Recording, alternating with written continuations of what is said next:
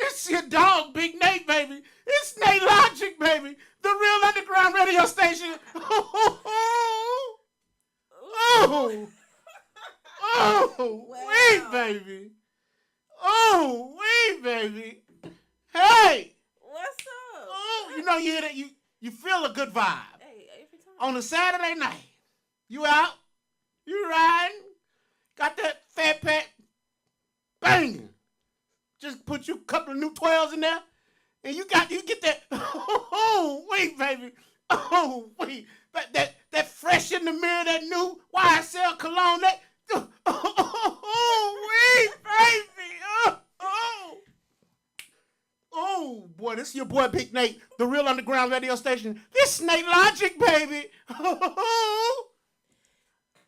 Hey, first of all, I thought you was having an orgasm over there, man. What? It's orgasmic. Well, what's up, everybody? It's the poet, the artist, the creator, and energy curator, Drekkia Writes, and we're live in 501, and you know what's up. You've been practicing. I have. You excited? I am. Nervous? Not really. You know, the energy is good right here. I feel like, I feel real calm today. And then you just said we're in a Southwest safe zone, so, like, I feel... Yeah. Well, first of all, talking to the mic. The real underground radio station is a safe zone. You told me, and now I believe it's a safe zone. The streets have been told, and the streets have understand. This is a safe zone. Oh, okay, I get it. We have a relationship with the streets. Okay. We are the streets. Okay. You can't come burn your own house up. You're right. So it wasn't deemed safe by the city, but by the streets. Hey, listen, I'm gonna explain something to you. The streets run the city. There we go. Talk about it. You may not understand. A lot of people don't understand that concept. Break it down. The streets run the city. The streets make a determination what neighborhoods you don't go in. The streets make a determination what schools you don't send your kids. The streets make a determination who can go where and where they can go. So therefore, the streets run the city. And the real underground, baby. We are the communicator, the word, the voice of the streets. Okay. So therefore, the streets is us. We are the streets, baby. Okay. Well, now You got 92.3, you got 96.5, you got all them other stations. They're cute. They're fun. Something to listen to, but when you want to get informed, when you want to know something, when you want to get some game, when you want to level up, when you want to turn up, okay. you want to hear your cousin them, All right. you tune in, baby, to the real underground radio station. And Drekkia, right here, right now. Drekkia, I'm sorry. Right here, right now. Yeah. You right. on the streets, baby. This is the real underground radio station. It's your dog, Big Nate. Hey, man, y'all make sure y'all like and share this right now. I got my homegirl, man. My homegirl, Drekkia Writes, the poet. What else was it? The artist. The artist. The creator. And energy curator. And energy curator. There we go. Take it slow. The melanin land. There we go. Talk about it. Mamacita. All that fun stuff. Yeah. So what's up, Drake? How you doing, man? Welcome to the real underground. Welcome to Nate Logic. Yeah. I bought some chitlins. Some chitlins. You ready? Yeah. Some good chitlins. I'll go ahead and taste them. Did you bring some hot sauce? And mustard. Mustard. Chitlins got to have mustard and hot sauce. See, no, too far. Never mind. What do you mean?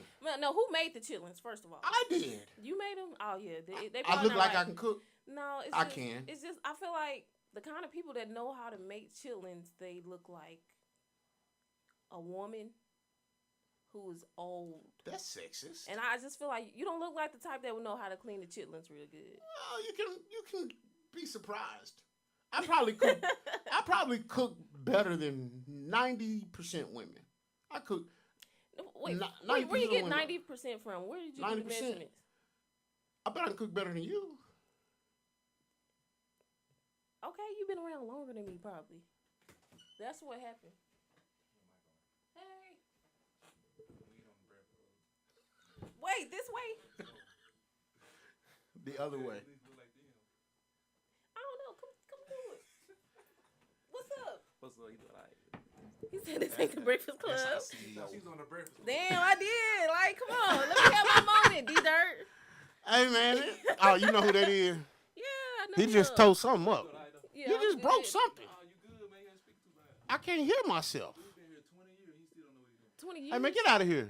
Wow, my mic it sound low now. Right, I know. I don't like that. It's the signal. It's the signal. Signal. Oh, okay, okay. They just had their Founders Day. He don't know how to act. You know, they had their little Founders Day. Now he beside himself. Man, okay. Well, Oh my bad. but back to this chillin' thing. So you eat chillin', Of course. and you eat it with mustard and hot And sauce. hot sauce. So here's the thing, Drekkia. Had not it been for the hog, we wouldn't be here. Amen.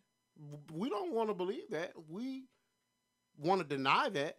And to be honest with you, while I definitely understand it may be considered a less than food, it may not be as nutritious for us as we would like. And sometimes it can be cooked with too many seasonings, but it's still a protein. This is what I want to say.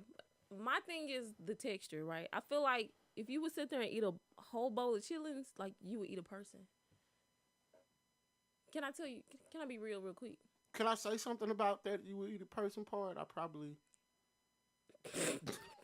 I mean, depends. Technically, like you would chew a person and eat them up like Jeffrey I'm a cute Dahmer. dog, so. Okay, look. But that's another. I mean, I'm just saying. It's your prerogative. I'm not judging y'all. So to all you chitlin eating, hog mog, mustard, hot sauce, pig feet, frog leg, raccoon eating people. Like, I'm not judging you. I didn't had all of that stuff, man. You know? Oh, you have had it. Yes, of course. So you've had chitlins before. Now it's just absolutely. So you know what they taste like. Yes. So you eat humans then. See, when I make these statuses, I never exclude myself. So I mean, I could be on. You never know what side I'm on. That's interesting. What's interesting? So when you make a status, because that's how I think. I think I met you from one of the events with my frat brother, dear friend Tim Campbell, and I said, "Oh, she seems interesting," and then I think we became Facebook friends. Yeah. And then I noticed some of your posts. You do a lot. You get a lot of engagement. Okay. Now, are these posts intentional, or just something that you just random thoughts, or how do you go about this engagement on Facebook? Well, for me, like sometimes I have these thoughts, you know, and they might come to me, and then I feel led to post it on Facebook. So it's a spiritual thing. So when I pose these questions, it's about, like, you know, getting stuff off my chest and letting it be known, and then allowing the people, if they relate, they can engage. If they don't, we can argue. But no, on a serious note, though, I just like engaging with people and getting other people's perspective. So it is all about just like building community and challenging people's perspective and seeing people willing to go back and forth. Like I like it, and I think it humanizes a person's brand. So that's a part of it too, though. You know, I think that's neat. I can say that as someone who does get a lot of engagement too. I often like to see other people's perspective on things, but my dilemma is that when I don't want to say I don't care, but I and a lot of people that post, I've been doing it so long now that I understand how they feel, and I know pretty much their personal life. So I already know your Facebook life and your real life ain't the same. Exactly. It's not. It's really not. Like, people get to create who they want to be on the internet, and two, we have to understand everybody not putting everything on the World Wide Web. So you can't judge nobody based off what you see just on the internet. Like, you can't even judge somebody's character and say, oh, they're a good person just because they post all these good things, or they're a bad person because they post these certain things. It's like, people, first of all, we're a multitude of things. I don't think none of these things are actually mutually exclusive, because we all have good and we all have bad. You know, you're gonna find somebody you're gonna find a lot of people who love me, you're gonna find a lot of people who don't like me. I mean, that's just what it is. And you can't how does that, when you find out someone doesn't like you, does that bother you? How do you deal with that? When somebody don't like me, I don't. Especially when I think the first thought, they don't even know you. They just know you from Facebook. I'm not gonna lie. Like I've gotten to a place where if you don't like me, I know how to be honest enough with myself to say like if I did something that I feel like you feel salty about, I accept it as your truth.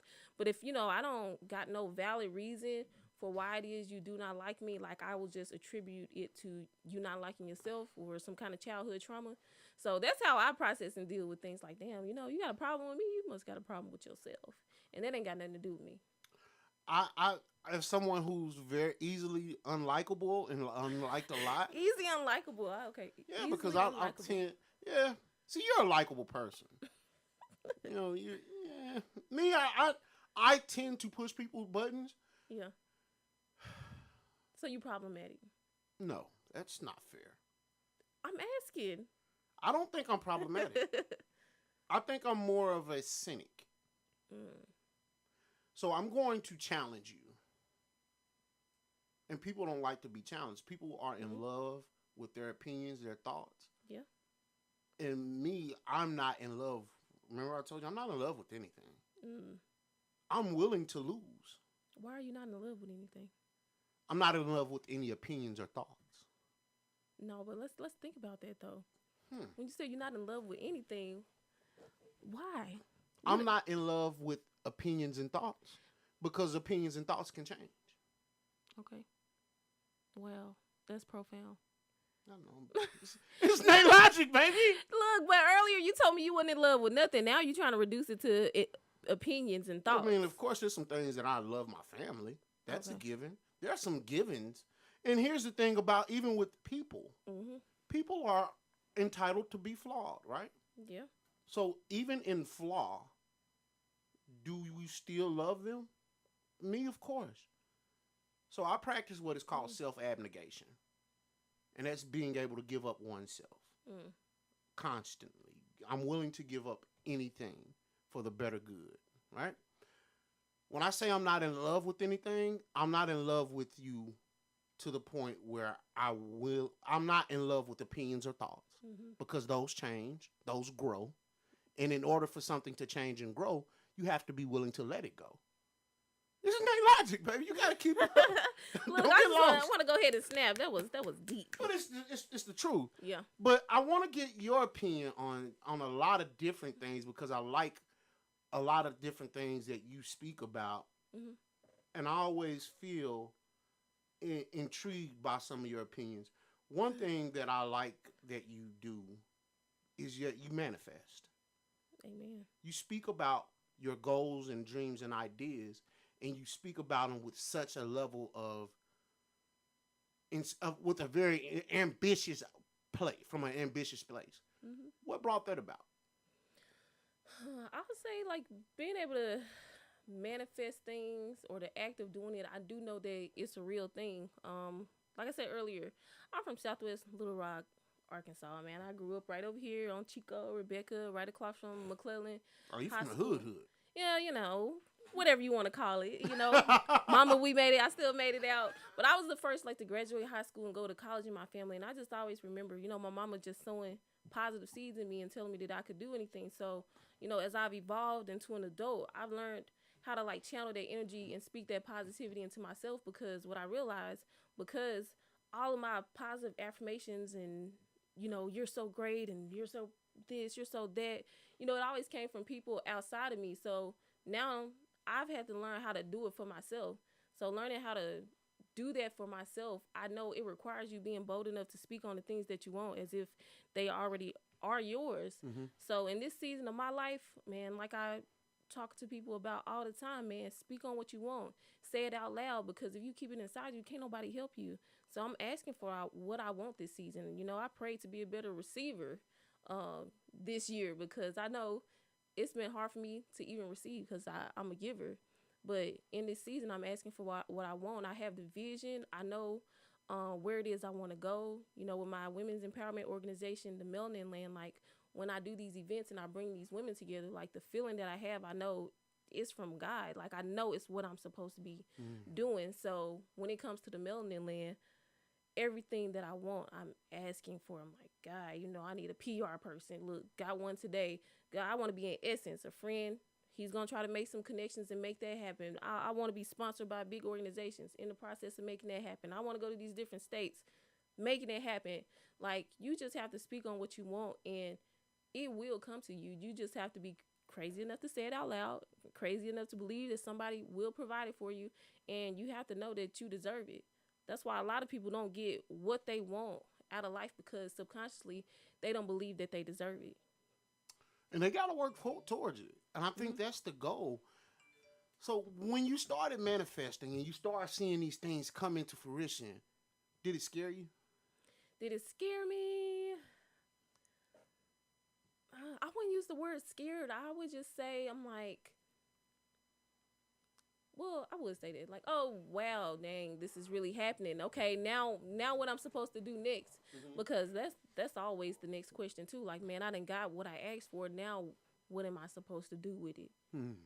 So it can be scary too, because now you gotta constantly elevate. You know, in a lot of the world, we're always in that mindset of like, what's next? You know, it's another goal we have to achieve. So once you collect one of your little Mario coins, now you thinking about how to go to the next level. So that can be scary, because it's like, what's next when you've done a lot of great things? What is next? I think that's a good way to look at it. What some people see their goals and these things start falling in line for them, they get a bit cocky. How do you stay grounded? Ooh, that's a good one. I'm glad you asked that. So, as a poet, as an artist, as a creator. As a creator. Yeah, before you go that far, I want to make sure we tell everybody to do what? Hey, man, y'all need to share this here, man. This is your boy Big Nate with the Real Underground Radio Station. This Nate Logic. Before the creator gets to going, I need y'all to share this post, man. Share this with your kinfolk. Share this with your grandma. Share this with everybody that you can. Let them know that we got Drekkia Writes on here tonight, baby. Hey, so right where we were at. Okay, so boom. How do I stay grounded and not get consumed in ego? One thing I know for sure is that everything I do, you know, it's something that I feel like God has put me in a position to do. So I operate in the role of a teacher a lot. You know, I have my company 7 of Arts, where I offer educational consulting, but I'm using the art of poetry to help people with team building, to help facilitate social emotional learning with students. So I know people look to me in a sense for answers, but I know every space that I show up to, like, I'm not here for myself. So when I go to work with anybody, when I organize any event, I have to pray. Like, hey, God, I have to pray to take my ego out of it, you know, to not think about the meat of all of it. Like, I have to ask God, like, literally to allow me to show up in this space to give people what they want. I mean, you know, to give people what they need and not what I want them to have. So that's how I keep myself grounded too, with realizing, like, this is bigger than me. Like, this is way bigger than me. You know, what I'm doing, God is just using me as a vessel. I'm just a tool to make it happen. I'm just a catalyst. And when you get too consumed in your ego and that cockiness, like, everything that you have built, like, it can crumble. You know, because now the main thing, not the main thing no more. Right. So I have to always tell myself to keep the main thing the main thing. And for example, with the Melanin Land, you know, I always want every event I do to be big. Like, I want you to see a picture and you see 100 women with brown on. Like, I always wanted to look good. I wanted to be perceived well. But in a sense, that's me, you know, operating in a state of ego. But really, the main thing of the Melanin Land is to connect people. So whether I have a group of 2 people or 10 or 100, the goal is for somebody to leave here having connected with somebody to help them elevate in their personal or professional development. Because you could have 100 people in a space and nobody connect. You could have 2 people in one space, they connect and they create this lifelong partnership with each other. So for me, when I'm doing these events too, I have to tell myself, you know, calm down. Don't be so hyper focused on the number. Be focused on, like, the experience that you're going to provide for these people. And when I operate in that space, it actually helps calm my anxiety and gives me more peace. So being able to remain in that space is helpful for you. So basically, you're like a network engineer. Yeah, man, I'm the plug. Like I just wanna piece people together. That's what I love doing. You kind of like that dude over there. That's what he do. That's what Dietrich does. Dietrich. Oh wow, he doesn't look like a Dietrich. That's my buddy. That's my what's partner, up. man. So let me ask you a question. How many of the Melanin Lands have you done so far? So far, the Melanin Land has been in 5 different cities and 4 different states. We did Little Rock, Arkansas first. Then we went to Atlanta, Georgia. And then it was Dallas, Texas, Houston, Texas, Memphis, Tennessee. And then next, we're going to New Orleans. Tell me some of the biggest wins from the Melanin Land. Oh, man, I'm glad you asked. So, one of the biggest wins from an event that I did in Dallas, there was 2 girls, and shout out to Mia and Freddie the Stylist. They actually had met for the first time in Dallas, and they hit it off. To the mic a little bit, but Yeah, so Mia and Freddie, they actually connected at my Dallas event, right? And that following month, I had one lined up for Houston. And because they had hit it off with each other, like Mia was helping Freddie build her boutique because Mia already owns her own boutique called the Fox Lux Collection out in Dallas. So those two, after only knowing each other for a few weeks, they actually pulled up to Houston for the Houston event because they really loved the experience that they had in Dallas. So for me, that was a win because my thing is I always wanted to be an experience that's memorable. So they were like a walking manifestation of like I did what I was supposed to do. So that was one of the greatest wins that I had. And then the second one is just seeing the amount of people that will come out and support you and volunteer their time and their resources because they see your vision.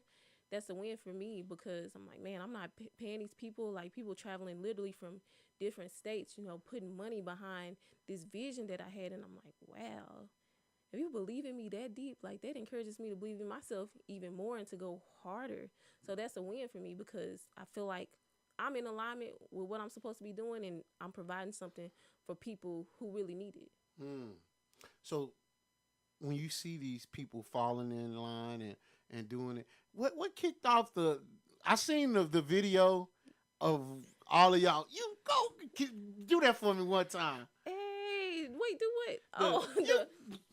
Yeah, do that for me. Do that. You want me to do the video by myself? Like, right? Yes. So for every Melanin Land, for people who don't know, we do this video. It's called a celebration video where it's like we're leaning in and somebody is telling us that they just, accomplished a new task, and then we start celebrating thunderously loud in this video. But those videos are meant to really celebrate, the women themselves, and for us just to recognize how dope we are. But if you want me to do the video, I'm about to do it. Y'all, this is gonna look goofy. Okay. Oh, so your vision looks goofy. I feel like me doing it right here at the radio station look weird. Just show me how you do it. You ain't got to go all the way. What? Girl, yes! Yes! Dope! That's too dope. Yes. I feel like I just accomplished something. Yeah, but I don't even know what I accomplished, but I just feel like I accomplished something. See, and even with that too, I'll say that's part of the marketing and the branding of the event as well, because we create those videos so that it can be utilized on these social media platforms. Because with this video, and I actually got this idea from a girl, her name is Charity, out in Atlanta, but her and her friends did it, and I thought it was so dope. So I started doing it so that we could leverage that content to be able to be remixed or stitched on these different platforms too, to help it grow. Because with that video, some people will put it like side by side and they'll announce, oh man, I just established some boundaries and now my life is better. So it's like we listening to them say that and then start clapping and celebrating them. So it's a marketing technique, but it's also something that helps keep the brand cohesive. What's the dopest place you've seen the video at? Dallas. So have you seen any like big name artists do it? Big name artists? No, I haven't seen any big name It's artists. coming. Because when I seen it, I thought that was so dope, man. Yeah. I thought it was really unique. And again, I have nieces, and so I love to see it. Yeah. And then with the coloring scheme and all that, I was just so excited, and that was one of the reasons why I wanted to bring you on, Yeah. because I felt like your message is something that we needed to share with our audience here on the Real Underground radio And station. I'm sorry. So one thing that did happen, Division, you know, he had a song come out, and I had put his song behind one of those celebration videos, and he did repost it. That group, well, the group is called Division, but he posted it. You know, that's a celebrity. Yeah, that's big. Yeah, and then also another thing that we do at the Melanin Land, like, oh my God, I love finesse 2 times. So you like finesse? Yeah, absolutely. Hey man, you know finesse is cool, man. So at every event, we rap going straight in. So I had a compilation video of us rapping, going straight in these different cities, and I had put that together, and he reposted it. So that was cool. Man, listen, I'm gonna tell you something. What I've learned in this field, that every share is a win. A win. I don't care. You one share away.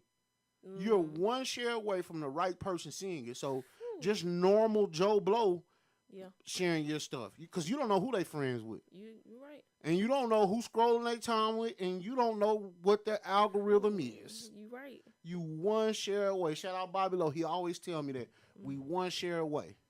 One share away. Yeah, I agree with that. Now, if you try to take that anywhere, you're gonna have to take it up with billionaire Bobby. Yeah, we'll get to What it. you mean? Wait, I'm not gonna take it. He can have it. Hey, that's something that I can appreciate about you. The young lady that you said it kind of introduced you to this, you gave her props. Oh, That absolutely. says something about your character. Thank you. Look, I tried. It was a dope video, like I said. So I mean, I got that concept from her, and then even with starting this whole thing. So I actually had a women's organization.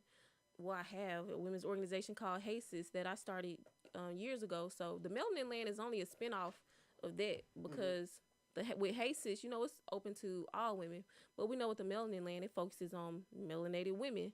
So when I first decided to do this event, it was only supposed to be like an event. And it was actually called Melanin in May, because it was an event in May, and I wanted it to be for women of color. So after that first event, because I liked it so much, I'm like, oh no, we got to do this on another scale. So it evolved into the Melanin Land. So the Melanin Land is only 8 months old, and we've done 5 cities, 4 states, and on our way to the next. And so the first event I did, shout out to my business bestie, Yamina Cummings. She actually partnered with me on this event with her women's organization, which is called the Willionaire Women's Club.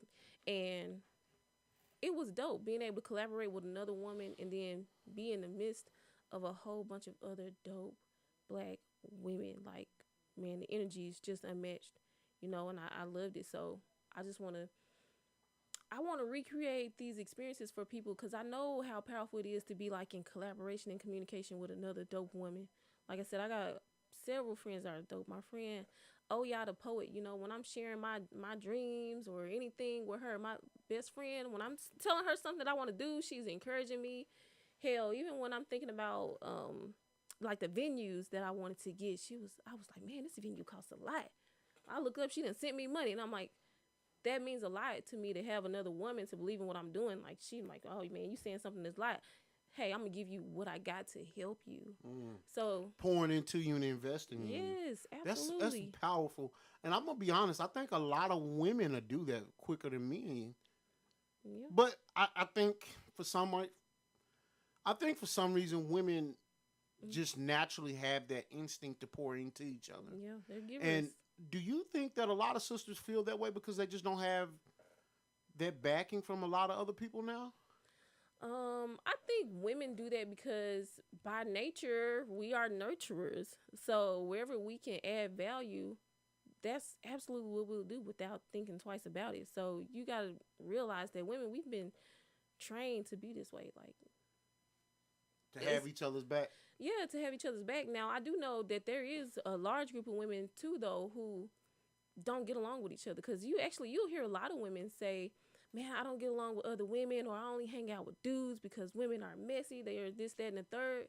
But because, you know, my experience overall with women has been a positive one. So when I would hear perspectives like that, it would really blow me. But I do realize that that's a truth for a lot of women, and I want to recreate that narrative that women don't get along. How do you do that though? How I'm like, how women oftentimes have a lot of cattiness, emotions. Yeah. How do you even get through all of that? Man, so I don't want to get all psychological on you, but I want to go right here before I answer that question. So you do know about the Holocaust, right? Right. So with Hitler, he was able to persuade a group of people to kill another group of people because he was able to create this he was able to use propaganda. So if you're familiar with propaganda, that's like they're training and wiring somebody's mind to believe something through imaging and messaging. So this person, he done psychologically manipulated people into believing that Jewish people were not good people or impure, whatever he wanted them to believe, but was able to do that through imaging, through messaging. So you think about the power of like how you can influence somebody to think a certain way through those channels. I believe you can do that too in a more positive way. So I think about that concept of like, man, how can I continually put out the messaging that women do get together? How can I keep putting out visuals and sounds that's going to make people, it's going to make people start to believe like, oh yeah, women are dope. We all get along. We're this, that, and the third. Like that's what it takes, because I always tell people this, like, man, what you consume with your ears and your eyes determines how you think, feel, and behave.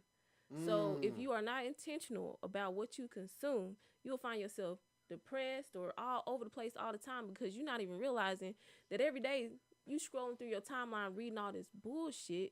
So subconsciously it's been stored in your body, so you feel it. You got anxiety because you're not being intentional about what you are taking consuming. in. So basically, when you say it does that's not only food, right? No, That's it's not information. Food. That's News, the books you read, oh my the God, people that you are around, the like, music you listen. Are you telling folks to turn glow off? I'm telling you to have a balance so that you can have your own mind, to have some awareness, because if you don't have awareness, then man, people can mold you to be what they want you to be if you don't got your own mind. But being raised in the South, man, I feel like we weren't taught to think for ourselves. We literally are walking mimics of the past generation. We just regurgitate what we saw, what we grew up around. Matter of fact, I have a poem called Copycat, and it really just talks about how, man, like literally whatever you were raised around, you end up repeating it because you've already accepted that to be true. You ain't never seen nothing different, so why would you challenge it, you know? Right. I definitely understand that. So basically what you're saying is collaboration is better than competition and all that other stuff, right? Yes, I want to create a space where women see each other as assets, you know, and not threats. Yeah. Wow. Assets, not threats. I want women. Asset. I'm gonna write that down. I want. You are an asset, not a threat. There we go. I want women to see each other as assets. An and asset, not a threat. Exactly. Collaboration. Exactly. Not competition. Not competition. Yeah, come on, because we can work together. We could do the same thing, and we can still win. I think that comes from understanding the market. Yeah. Like if you have a clothing boutique, it's 100,000 people. That's a lot. I think Little Rock area itself has over 1 million people, right? So if we have all, I don't know about that. We got a lot of people in the Little Rock area, in the Central Arkansas area. Yeah. I don't know the numbers, but I'm willing to say it's a lot. Even if it's hundreds of thousands. Hundreds of thousands. So that's enough. That's It's enough for 2 people to have a boutique. It's enough for 100 people to have a boutique, because people are consumers. They're gonna keep buying and throwing stuff away, buying new stuff, throwing it away. Every day. It's a never ending thing. So, and I think too, when people see other people as competition, is because, you know, they have low self-value, or they don't believe in themselves as much as they may portray to. You know, because when you see somebody as a threat, that means that you see yourself lacking something, or you don't see yourself being able to thrive next to somebody who is producing and receiving. You know, so again, I don't operate with that mindset no more, because I think that's deficit thinking. You know, deficit thinking. Deficit thinking. Let's dive into that. Deficit thinking. When you say that, what do you mean? That means like you think in a way where you think that there is not enough resources or that there's a lack of opportunities, that something can be taken from you, or you can't elevate in spaces because this, that, and the third. Like you just think in a way that's negative. Like you don't believe that you can have everything that you want or that you can thrive beside somebody else that's thriving. Like deficit thinking is operating in that state of like lack. Mm. And when you operate that way, man, you can't attract the abundance that you need. You gotta operate with an abundant mindset. Oh, wait. That was dope. Hey, you making me feel deep, man. I'm like, dang, what's that profound? Let That's me go write that down. I gotta go write that You down. gotta rewatch it. I hope y'all tuning in, man. Hey, we Right. got Drekkia Writes up here at the Real Underground Radio Station, and she dropping some real gems. Look, I'm trying, man. Let's get away from this deficit thinking. Yes. Let's be intentional about what we consume, information-wise. Yep. Yeah, so yeah, you got to think with an abundant mindset. And I learned this concept from I forgot which one of them self-help books I was reading, but You read a lot of self-help books? I do. You know, or I listen to them. You know, again, like I said, you got to be mindful of what you consume with your ears. So when I wake up, you know, I'm listening to things that's going to add value to my mind. But that whole idea of like the poverty mindset, actually the book that I was reading is called How to Stop Doubting Yourself by Jen Sincero. It's like, no, how to be a badass and stop doubting your greatness. That's what it's called. And she talked about how we view life, how we view money. You know, it all comes from comes from our childhood, how we view money as a child, how money existed when we were younger. So you get people who come from, let's say me coming from Southwest, operating with a poverty mindset is me always thinking about things that I can't afford. So to help shelter my own feelings, I don't ask for things that I want because in my mind I already told myself that it can't be afforded. So I don't join the basketball team or these clubs because I'm fearful that it's going to require some money that I don't have. So when you take that feeling that you've already that's already been put on you in childhood and you go into your adulthood, it can keep you like really hindered in a lot of ways too. And I have to catch myself even when I'm doing things. When I'm doing the melanin land, like I have to remember, hey, everything you want, it will be provided. Like even if you don't see it right now, you got to believe that it'll show up. So even with me doing the melanin land, it's been me exercising my own faith, my own abundant mindset. It's been forcing me to have to kill my own deficit way of thinking because I've planned events where I just put a date on it and I said, man, God, I want to go to Houston. Done put a date on it, been selling tickets, don't even got a venue. For Houston, I didn't get a venue till about a week and a half before the event. But you knew. But I knew that there was going to be a way was going to be made. Did you start panicking at any point? Be honest. Hell yeah. I was in the bed looking at the roof like, oh, God, Jesus. I got to refund all these folk money. I said, well, oh, no. See, I ain't never thought about that because I knew something was going to happen. But it was nerve-wracking, but I had to keep telling myself, like, man, something is going to come up, something is going to happen. Because there was actually this one particular space that I wanted that I was trying to wait on, which was the Museum for Black Girls, the Museum for Black Girls. That's what it's called, and it's a selfie museum. Like, my heart was set on that space. So, like, I kept telling my team, yeah, y'all, I'm about to get the venue because I ain't want nobody else panicking. But in reality, I was waiting on that phone call to get returned for that selfie museum because when I seen it, I'm like, this is it. This is what I want. My heart was set on it. So that takes a lot of courage, though. It do. That took a lot of courage for you to follow through with that. Yes. What gave you the strength to do that, though? I mean, because I asked that because I'm gonna be honest. If it would have been me, I would have been like, well, we ain't got a venue. You got to figure something else out. So this is canceled. For me, can you repeat the question? What gave you the strength to do that? How did you keep it together without saying, yeah, I'm straight on this? What kept me holding on? Yet you held on. Yeah. What I did, I just kept believing. I kept praying and just focusing my mind on what could go right instead of what could go wrong. Because I almost did want to cancel it, but I'm like, I'm in a season of my life now where I'm just like, man, no matter what, rain, sleet, shine, or snow, no money or a lot of money, I have to see it through. Oh, that's my favorite phrase. I have to see it through. I tell people that all the time, like, yo, see it through. See it through. That is, I'm actually going to get a tattoo of that. You should. I don't have any tattoos. I got a couple of brands, but. Yeah, because problems are going to arise. And, you know, for example, with Dallas, the day we made it there, the water went out. Something happened on the block where the water was out. And I'm like, oh, wow, I'm about to have a big group of women in here no water. You know, they probably need to use the bathroom and all of that. Like, so many things had started going wrong. And when I told one of my friends, she was like, oh, well, how about you just try to change the location? I'm like, man, we got an hour before this thing starts. But I'm like, man, even with us not having water and some of the other things going wrong in the space, with it not even looking like how I seen it on video, because I had never seen the space in real life. I had a friend go check it out. But even with everything that went wrong and all the things that fell through and all the people that didn't do what they were supposed to do for the event, like, I'm like, no, we're not changing the location. We're not canceling it. Like, we finna show up there with no water and with this terrible AC system, because when I tell you it was hot in there, it was hot.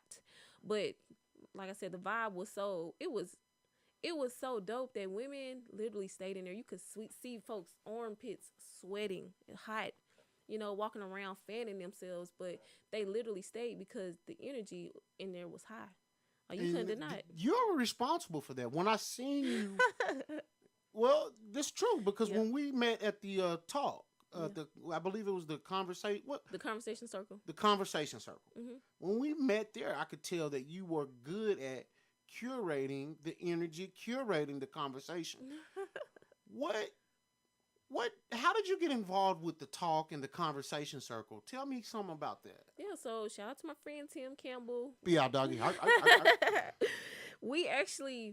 I met Tim on the street at a Martin Luther King parade. He had a camera, and I had an event coming up, and I'm like, oh man, you take pictures? Can you come shoot this event? But he didn't have no flash, so I didn't work with him. But so the following year, you know, he had this idea to do a memorial walk, and he asked me to, you know, help coordinate it. So once we started coordinating those memorial walks, which some people call protests, you know, it grew so big, and we just became teammates along with my friend June Young, Darren Kidd, Oya the Poet. So we have been organizing events since the George Floyd protests that were happening and the memorial walks that we were doing. And like our organization, the movement, is what came about from all the things that we were doing. So since then, we've just kept momentum going with providing, again, spaces for the community to be able to talk about intimate things like mental health and relationships. So one of the events that we put on is the Conversation Circle, which is an intimate space for us to be able to have conversation. So that's how the Conversation Circle came about, and or the reason behind why we do it. And when we get into those spaces, like, I love hearing people debate. Like, I don't know if I like to hear people argue, if I should say it like that, but I just love getting into intense conversations, you know? I do too. So come on. I often think, and for me, it's not intentional. Yeah. It's just, I believe what I believe, and here's why. Show me, because I'm not going to change my opinion because you say it. Come on. If I'm going to change my opinion, you have to give me some reasons why I should change it. Yeah. You got to come with the facts. Now, I remind you, I'm not in love with my opinion or my thoughts. Mm-hmm. So I will change it. But I'm not going to change it just because you say I shouldn't think that way. You got to come with some facts. And I'm glad you said that too. Uh-oh. When I got to college, man, oh my gosh. I had just been accepting anything that was told to me by a superior. So if it was my mama, my teacher, the pastor, you know, if they said anything, I accepted it to be true. Like, I never questioned things until I got to college, and I was taking 2 classes, and they were promoting. Well, no, they were teaching us about the same thing, but they both had different. They had conflicting teachings. I'll say that. I'm like, dang, who telling the truth and who lying? And it's like, dang, at the end of the day, I really don't know. Like, I have to go find the truth on my own. So, and I thank God that I had that experience in college, because some people don't even know that it's important to be skeptical, to ask questions that you can trust, but you got to verify, because everything somebody say don't mean it's the truth. And another thing, we all have different experiences growing up, and our experiences dictate how we receive information and exist in this world. So you can have the pastor who look at one passage and interpret it one way, and have somebody else who interpret it another way. But how can you really say who's right and who's wrong? Mm-hmm. You have to really go seek the truth on your own. You cannot just take the first thing that you're told and run with it. You know, you got to be intellectual enough to know that there's a lot of things in this life that's subjective. You got to formulate your opinion around research you've done on your own. Well, I think the truth is everybody has their own truth. Your truth might not be my truth. There we go. But but I still have to give you space to have your truth. Mm-hmm. And oftentimes what happens, we have these different levels of truths, but when my truth keeps you from being and living in your truth and intersects into your life, then we have a problem. I have to give you space to be who and what you are. Mm-hmm. And if my truth shouldn't stop that. Yeah. And that's the dilemma I think we have in our community now. Your truth is your truth. Yeah. Your peace is your peace.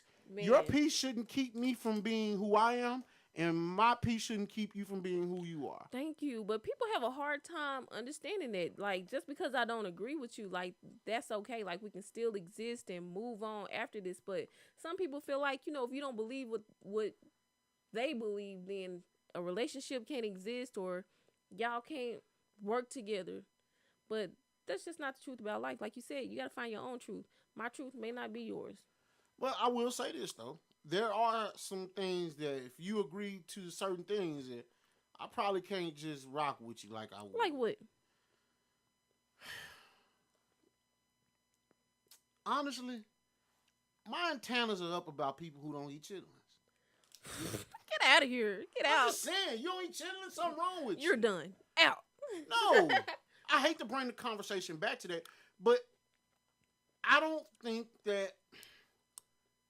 Well, all right. You serious? Yeah. You eat chitlins, something wrong with you. You don't eat chitlins, but you smoke hookah. You don't eat chitlins, but you smoke weed. You don't eat chitlins. How those go together? Easy. You don't know where that person's mouth been. You smoking hookah in the club with them. You don't know where their mouth been. That's why you have different tips. What you mean? Okay, that's why you boil chitlins. Those don't go together. Yes, it do. Nate, the logic is off. No, it's not. Nate logic is never off. It's off. Okay, the tip. All right, so bet. So when you put the hookah thing in your mouth, you only putting the tip in your mouth. That don't even sound right. Pause. Yeah. Yeah. Ask yourself, is that what you're doing?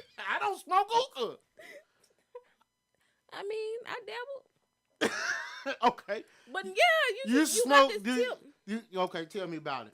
You got the tip. You put it in the hole, and then you smoke This is it. too soon. You puff pass. And then so that other person next got to let me take this tip off and put my tip on there. Yes, exactly. So you got to share that. You don't know how deep they throat is. Hey, you can always look at them and see if they deep throating this hookah. I'm gonna tell you. Don't nobody be deep throating the tip of the hookah. Now, come on. Now. I'm just saying, you don't. That'll be a little weird. Okay, so, all right, the people who don't eat chitlins, I'm gonna tell you some other things they do. They eat ass. They probably do. So why not eat the pig butt? I feel like it's different. You know. You don't know where them blueberries been. You washed them off though, huh? I did dust them off, but I do feel like they still a little. I washed chitlins off too. I'm not judging you. I'm just saying. You saying you can't deal with people who have certain beliefs or don't do certain things. So yeah, man, I just felt like the whole chilling thing, that was an extreme. That's an extreme. It is. It's a bit much. I'm gonna put my antennas up. Be like, you don't eat chitlins, but you got down on me and throw it back in the club for anybody. You've been in a couple of little freaky situations. I'm just Nate. Your logic ain't logicking. Yes, it is. It's very much so. We comparing the club to chitlins. Yeah, you don't know who. You don't eat chitlins. I mean, I don't know, man. Hey, people, if y'all are out there watching, if this is making sense for you, yeah, of course it is. let me know. And am I tripping? Yeah. No, you're not tripping, but it makes good sense to me. I don't think You know what? That's your truth, and I'm Right. I'm So going. how you I'm gonna going to judge me for my accept. truth? I'm going to accept that that's your truth. Man, I'm not whatever. going to judge you. So when are y'all next? When is the next casting? Not casting. When is the next event for the nah? We're gonna get to that. My bad. When is the next event for the No. talk? I want to be on the panel on y'all next one. Okay. Tell Tim, I want to be on the panel next. So, We just put a forum out for some conversation leaders, but the next one will be January 19th at the Brandon Cultural House Center at 6:00. So that conversation circle, the topic is the impact of toxic parenting on one's adulthood. So we'll really be exploring how, oh yeah, how your childhood affects how you show up. oh yeah, we In having life. a big conversation about that today. I'll get a little feedback from you since we're here. You said y'all were talking about it today? Yeah, on my Facebook page. So Oh, for real? That's we what's had a up. big conversation about single mother, about, I ain't gonna say single, about women raising a boy. Can a woman raise a boy? She can. Is it gonna be all the way right? No, because it's some stuff she just Drinker, don't do that. don't tell the truth. Don't tell these Well, folks let me go ahead and pack my blueberries up and go. Don't tell these folks that, Drinker. Don't tell them what. Don't tell them that a woman can't raise a man. A woman They can. done slayed me today. A woman can raise a man. Would she be able to do it with the topmost efficiency that a man could? No, I don't believe so, because I believe we have experiences, or no, certain experiences we can't identify with, like even with myself and things that I do. Like if I don't identify with something, if I have not been in the situation, then I can't accurately speak on it or help you through it. So I believe a woman can do the best that she can and raise a good man. Mm-hmm. But it's some things that she just won't be able to do. That's just the truth about it. That's heavy. So, Drinker, because I don't want you to get too far off away from this. Tell us the next Melanin Land. So the next Melanin Land will be in New Orleans. We're doing a Mardi Gras edition, and it'll be on February 4th at 12 p.m. at Pose Gallery NOLA, which is a selfie museum owned by a dope woman by the name of Brittany and her daughter. So we're partnering up with them, and we are bringing the girls melanin in New Orleans. I'm going to put you on the spot, Drinker. When you do this again in Little Rock, you going to let us have a couple of tickets at the Real Underground? It's for women. Okay. We got women fans. You're going to promote it to the women. Yeah. Oh, yes, absolutely. So the next women's at the, hold on, let me phrase. The next Melanin Land in Little Rock, Drinker's going to donate us some tickets, Yeah. and we're going to give them away. I like that. Drum roll, please. Boom! We're going to make that happen. What's up? Caller number 9. What's your favorite station? Hey, you better tell them, baby. This your boy Big Nate with the Real Underground radio station. Nate Logic, baby. Hey, Drinker, tell me, how can they get in touch with you? How can they follow up with you, catch up with you, see how they can collaborate with you and not compete with you? Come on. You can follow me on all social media platforms at Drekkia Writes, or you can follow my website at www.drekkia.com, and the spelling of the name, Drekkia, Writes, Writes. Drinker, anything else you want to say to our people before we get out of here? Hey, man, I just want to tell people, don't let fear hold you back, because fear is a liar and a thief, and it'll rob you of opportunities if you let it. So this season, be bold, be brave, speak on what you want, and don't stop till you get it.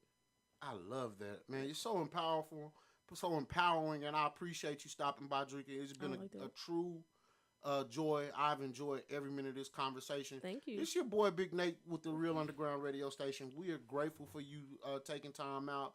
Hey, we want all our people that's tapped in right now. I need to see share by your name. We need to make sure that you share this. Help other people get some empowerment. Check in with our good friend Drekkia Writes. I'm sorry. I don't know why I want to double on that K there. I don't know. Because that's how it's spelled. That's definitely But how hey, it's spelled. man, listen, man. Hey, you know what's coming up next, man? I got my boy, my brother, Billionaire Bobby in the building. I got my dog, Iceman Buddy. Hey, this the 870 show, baby, coming up. This your dog, Big Nate. Nate Logic, baby. The Real Underground Radio Station. I'm telling y'all, the 870 show gonna be fire tonight.